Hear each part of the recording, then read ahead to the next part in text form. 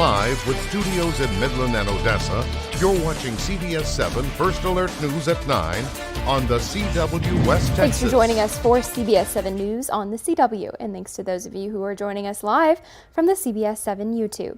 I'm Lauren Munt, and we start tonight tracking crime. Midland police say a man was hospitalized after someone in a ski mask shot him with a shotgun. The victim says that the suspect was forcefully knocking on his door around 2 in the morning. That was Wednesday in the 3000 block of North Midland Drive. Upon opening the door, the victim was confronted by someone wearing a ski mask and armed with a shotgun. MPD says the victim was shot in the foot while trying to get away. The victim was treated at the hospital and released, and the suspect got away. MPD has no further information about the suspect. An investigation is ongoing. And in your oil and gas news, people are still feeling pain at the pump as gas prices continue to rise in West Texas and across the rest of the state. According to a report from AAA, Midlanders can expect to pay around $3.32 a gallon. That's actually the highest price in the state right now and is 10 cents more compared to last week. Meanwhile, Odessa drivers are paying around $3.30 a gallon. The lowest average is still in Tyler, Texas, with people paying around $3. And the average price of gas across the country currently stands at $3.54. The state average price is $3.16, and that's actually 8 cents more per gallon compared to this time last year. In your health headlines, during the fall semester of 2023, Pecos Barstow Toya ISD started a trial run with a select group of students to see how a Alongside app would work with students and faculty. Alongside is an app that works with students using an AI chatbot that identifies core issues and feelings, then matches them to personalized support developed by a team of clinicians. The app works by allowing students to vent and say what they need to say without being interrupted or someone giving them advice. PBT-ISD serves over 2,800 students, and the need for mental health care in the district is crucial, as the closest practice is over an hour away. Over the years, the district has seen students become less comfortable talking face-to-face, and they'd rather talk to someone through their phone or their laptop. We felt the need that, some students don't feel comfortable going to a counselor or an adult to talk about issues they're facing. And so the Alongside app gave our students something that they could communicate with 24/7. It's non-judgmental. They can ask it about any issue or problems they're having, and they get validated and get an answer immediately. If a student is in need of immediate attention, counselors are notified of severe issues during school hours, and after school hours, the student is referred to 24/7 resources like 988 and, of course, first responders. And Survivorship, or Survivor 101, is a program that was started by the Cancer Foundation known as A Time to Heal. This program was brought to the leaders of Gifts of Hope, and after testing it out, they want to make it a permanent course in the Permian Basin. The 9-week program is a class of 12 individuals that have survived cancer. This course is taught by trained professionals, and the leaders of Gifts of Hope say that they're the only certified organization in the state that can teach this. Cancer patients go through years of pain and suffering, but this program is meant to guide them to adjust to a new normal. And they present different ideas in a lot of different ways about how your mind and what you can do with it can increase the effectivity of treatment, and then beyond treatment, how you can rewire your neural network so that you're no longer living in a state of chaos, but moving to embracing a life of peace. The book that's used for this program has decades of research that helps cancer survivors connect with people who understand exactly what they're going through. And Midland residents gathered at the Village at Manor Park for the Alzheimer's Association Community Forum. The goal was to learn about the impact of Alzheimer's and for people to share their experiences. The executive director for the Alzheimer's Association says meetings like this not only help educate the community, but they also teach them how to combat the disease. And we want everyone to know you're not alone in this fight. Alzheimer's is a very debilitating disease. It's detrimental to any family, and we want our families to make sure they know we're here for them. There's resources to direct you where you can go and get the help that you need. Day or night, we are here, and that's important for folks to know. According to data from the Alzheimer's Association, Midland County has a 12% prevalence of Alzheimer's in people ages 65 and older. You can learn more about the West Texas chapter by visiting their website. We're going to take a pause now and talk your weather forecast with Chief Meteorologist Tom Teeferteller. Tom, a bit of a warm start to the Easter weekend. Yes, it is. If it looks like the Easter weekend, we're going to see two things: warmer temperatures and also plenty of wind. Let's go ahead and take a look at those current temperatures this evening. Very pleasant out there with the upper 60s to low 70s across the Permian Basin, all the way up to 73 out towards the Monahans area at the present time. And those winds, they have calmed down some out of the south, 5 to 10 miles an hour out there, occasionally gusting a little bit above 20 miles an hour, but it looks like that has calmed down quite a bit. Now, we do have red flag warnings tomorrow as that wind's going to kick back up, especially here, generally west of the Permian Basin, western Permian Basin, northwest Permian Basin, and areas west, for wind gusts up to 40 miles an hour, critical to extreme fire danger, so hold off on that outdoor burning to start the Easter weekend. And like you just said, Tom, tomorrow is the start of Easter weekend, and that means that Lent, for those who observe it, is almost over. This week, CBS7's Isabella Garriga went all over the Midland-Odessa area, asking a variety of community members what they did for this year's Lent season. Isabella? This Lent, I gave up sugary things, apps on my phone. I gave up Dr. Pepper. I gave up arguing with my brothers. I chose to do fasting. I decided to take Instagram completely off my phone. TikTok, social media, and secular music. Giving up carbs for the most part. I've given up Pepsi and Coke. Lent is typically observed by giving something up, but that's not the only way to go about the season. Lent is 40 days.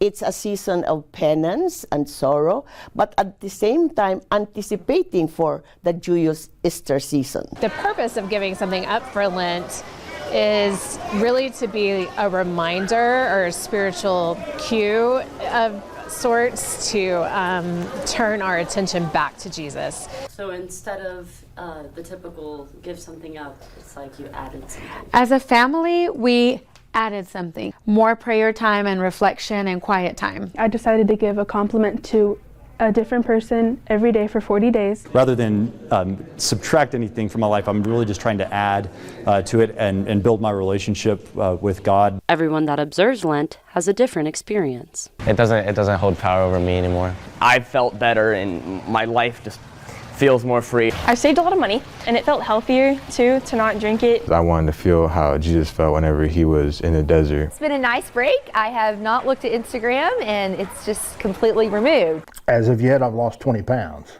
I feel more tired because I don't have caffeine in my body, but I feel like I can survive like this. Many choose to continue their commitment past Easter. When this is over though, I'm gonna have a big indulgent day and then get all the donuts, all the cakes, everything. I'm 100% going to be continuing this after Lent. I'm definitely going to have Dr. Pepper again, but I think I'm not going to rely on it as much, so I won't drink it quite as often. Do you think you'll continue after Easter, or you're going to just go punch your brothers in the face after? I will try my best. The key is to build the foundation during Lent and then keep it going. It's kind of hard to do forever, so you can be honest.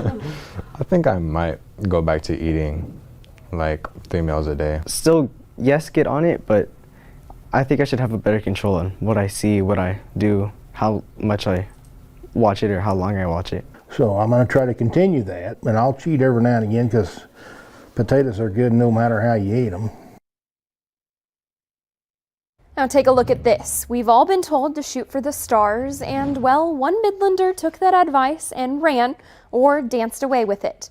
19-year-old Krista Whitlow is packing her bags and heading to the Big Apple to audition for the famed Radio City Rockettes. Whitlow is a competitive dancer at Absolute Dance in Midland. She's also a dance scholarship recipient heading to Oklahoma City University in August. This is Whitlow's second time auditioning for the Rockettes. Where some may feel stage fright, Whitlow feels joy when she takes the stage. It's kind of like the world stops a little bit, like everything freezes in time. It's like interesting, but it's really cool. It's like all the adrenaline too. It's like rushing in. To prepare, Whitlow has danced, of course, but she's also studied videos of the Rockettes, who are precision dancers, and that's a special style that she will study at her university. She hopes her big dreams inspire others to give their goals a try. Krista, we here at CBS 7 wish you the best of luck on your audition. And around town, Odessa Fire Rescue held a badge pinning ceremony today. They pinned 3 new members, had several one-year promotions from rookie to black shield, and had 5 members rise in rank from captain to fire marshals. And they had 1 official promotion to fire chief. It means everything. You know, we all work very hard for the promotional opportunities as well as new members. They work hard going through the fire academy. So to get to share this experience with your close family, your close friends, and with the rest of the fire department itself, it's an honor. It's a very humbling experience. I've been a part of several. It never gets old. Congratulations to everyone involved in today's ceremony. And this Women's History Month, I should say, is coming to an end. 2 Hispanic women are making their mark in the electrical industry by starting their very own company. It's called Foreman Electrical Supply. And according to the Skill Point Alliance, Permian Basin women's make up to 14% of the infrastructure industry. Both Brisa and her partner Nadia started a 24/7 electrical company to serve the community and increase that number. After attending 13 different schools, she graduated from Skill Point Alliance Permian Basin Electrical Program last fall with the goal to start a woman-owned electrical company. I think that for a lot of women, they would like to be in this kind of field, but it's kind of focused on this is a field for men. I hope to help people realize that it can be for anybody. Brisa and her partner want to focus on building affordable houses for low-income families in the Odessa and Midland area, and they're currently working on expanding their company to offer construction services as well. And still ahead, bird flu has been found in dairy milk across the state. What you need to know up next.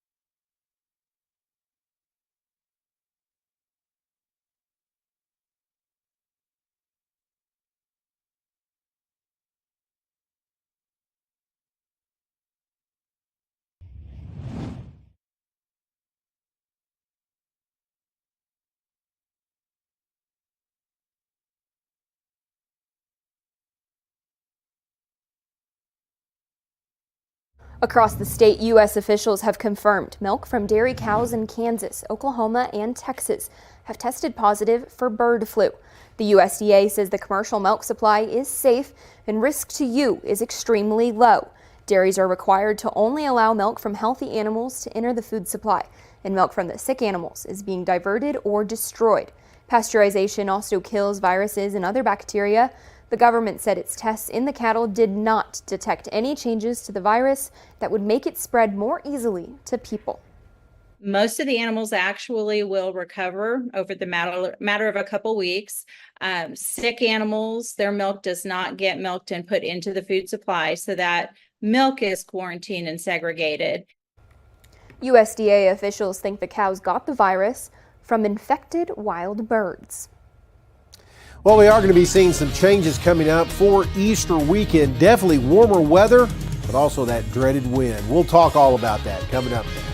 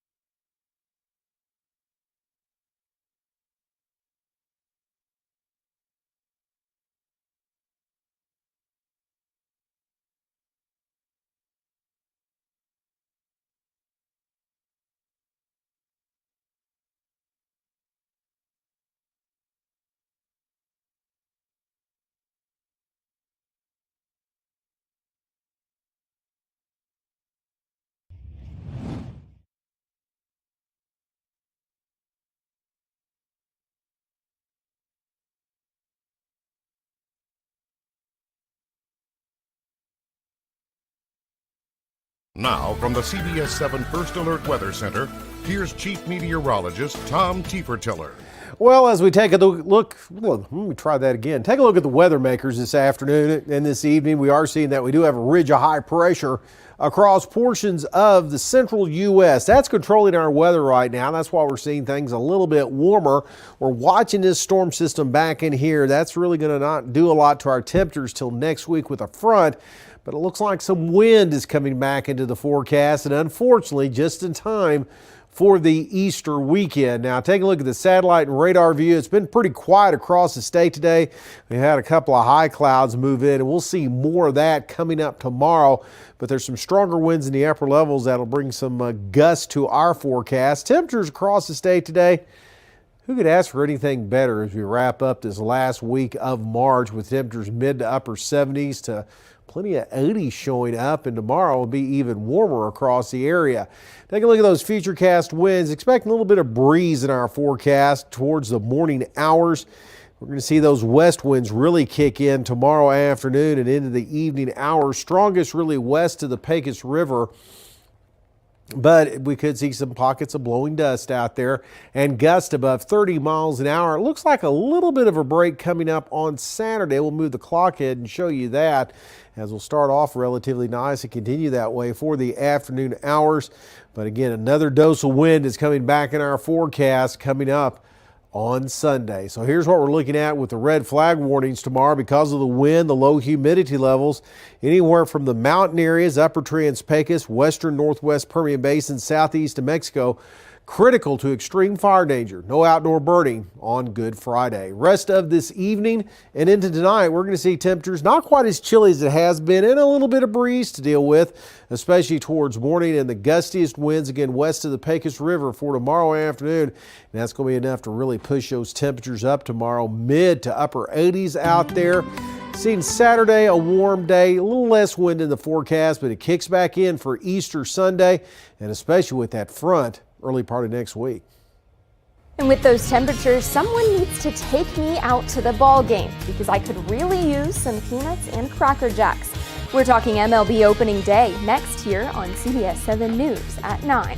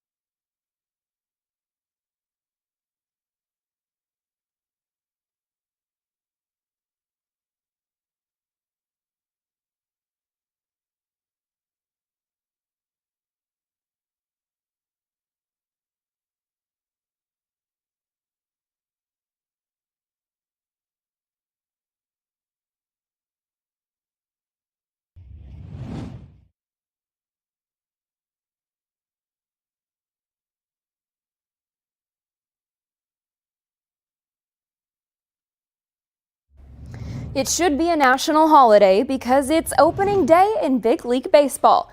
Nearly all 30 teams will suit up for the action. The Los Angeles Dodgers started the season as World Series favorites, but a looming investigation that has rocked the baseball world involving their star acquisition, Shohei Ohtani, has created unwanted headaches for the Dodgers and the league. Chris Van Cleve has the story. The boys of summer are back. But opening day comes with a cloud of controversy surrounding baseball's biggest star and $700 million man, Shohei Ohtani. He'll be on the field as Major League Baseball looks into a scandal centered around his former translator and best friend, Ippei Mizuhara, who is accused of stealing millions from Ohtani to cover gambling debts. I do want to make it clear that I never betted on sports or have willfully sent money to the bookmaker. With their billion-dollar-plus roster after adding Ohtani and Japanese pitching phenom Yoshinobu Yamamoto, the LA Dodgers have been the center of attention throughout spring training with sky-high expectations. Hopefully a World Series win, obviously. The hopes of a new baseball dynasty come as the game is seeing a spike in popularity. The league played the first 2 games of the season last week in South Korea and will host more in Mexico City and London this year, looking to grow its international appeal. You can see the pitch clock right there on the left behind home plate. Rule changes last season proved popular with fans and sharply reduced game time. Is baseball back? I do think that we're on the way up and people are starting to watch baseball again. And I think that the pitch clock really did a number on that and really started to bring some fans back. With the Dodgers the early frontrunner, the defending world champion Texas Rangers and the rest of the league find themselves underdogs. I mean, obviously, you have that kind of payroll, sure, it gives you a huge advantage. There's no getting around that. But as you know, you got to play the game. Rangers manager Bruce Bochy. What is your favorite part of opening day? Excitement of getting it going, getting a new season going. That's my favorite part, because adrenaline's going to be going. And hope springing eternal for fans of every team. Chris Van Cleve, CBS News, Phoenix. And still ahead, it's beginning to look a lot like Christmas. Well, at least in Alaska it is. We're talking about the forest chosen to source the capital Christmas tree, next on CBS 7 News at 9.